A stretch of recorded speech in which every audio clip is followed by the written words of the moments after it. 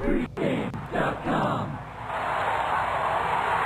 Welcome back, pregame.tv. So excited about football season, and I have a new co-host here. I am, of course, merely Steve Fezzik. I am here with Scott Spreitzer. Scott wins. Welcome. It's good to be here. Merely Scott Spreitzer with a two-time LVH Super Contest winner, so I'm glad to be next to you. Going to pick your brains a little bit. I think I should be picking your brains. So I thought I was on a good run, 44-25 in the NFL. You're 49-25. You're undefeated in preseason, 3-0. I'm giving out the free picks because you're going to sell the winners because they're even stronger. I'm excited to do it. You're ready to break down Thursday night, Jacksonville, Chicago. I know you did catch some of the Jacksonville game. You said Blake Bortles looked good. The type of team we normally look to back sometimes in preseason off the crappy year, started 0-8. And you think that success 4-4 at the end of the last year is going to continue in the preseason? Yeah, I like what Gus Bradley's done since he's arrived, and he's got people excited, believe it or not, in Jacksonville. But what I liked about what happened the other night is that Bortles had pinpoint accuracy. And, Steve, if you saw the game, man, he was throwing it over the front line defenders, not the defensive line, but the linebackers. He was dipping it over the linebackers and in front of the defensive backs. And he knows the pocket as well as any young guy coming out of college or in the last couple of years, as far as I'm concerned. He's a good, solid pocket passer. He reads defenses extremely well. There is the caveat that, yes, he does have a skill set for the NFL, but he's yet to face exotic defensive schemes, blitz schemes at NFL speed, because the team he faced the other night did nothing but lay back and play a base defense. There was no exotic situations. There were no pre-snap movement all over the place. That's still to come. Now, if Chicago does a little bit of that, we'll see if Bortles has already gotten to that point, that NFL maturity to step to that next level. As he is, he's incredible.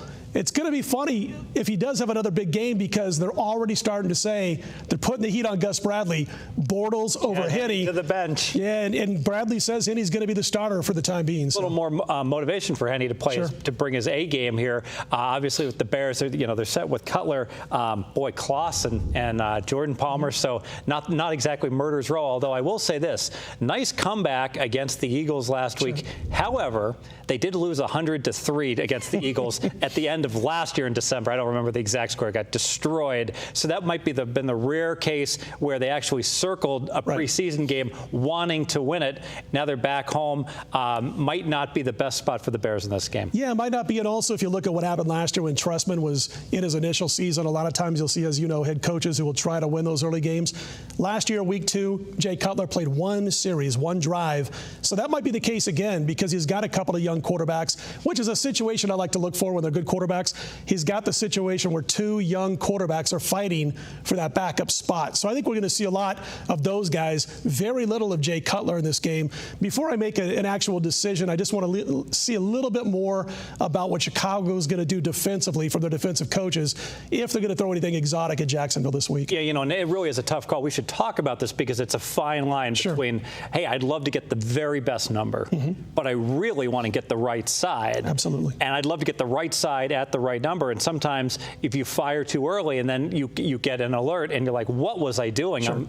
And so it's better, I think, to wait to make sure you've got the right side. We're doing these videos obviously early on Tuesday. We don't really have that luxury, so doing the best that we can with the information presented to us at this time. And ultimately, that's why it's going to be free plays and not premium plays that are going up. That's the difference between preseason and the regular season. We know what's going on in the regular season.